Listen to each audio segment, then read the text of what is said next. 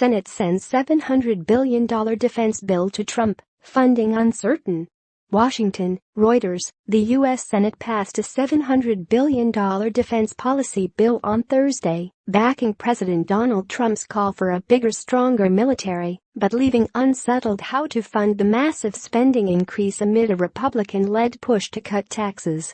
The Senate passed by voice vote the annual National Defense Authorization Act, or NDAA, which authorizes the level of defense spending and sets policies controlling how the money is spent.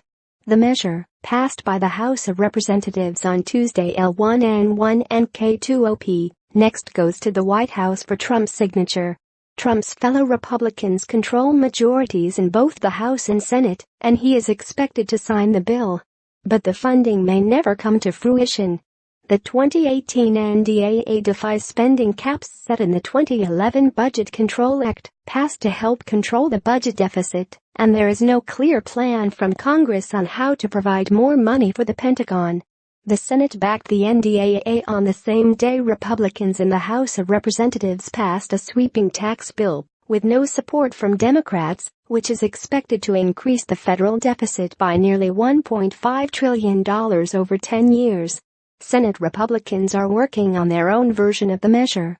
The 2018 NDAA authorizes $634 billion in base defense spending for such things as buying weapons and paying the troops, well above the $549 billion allowed under the sequestration controls set in the Budget Control Act.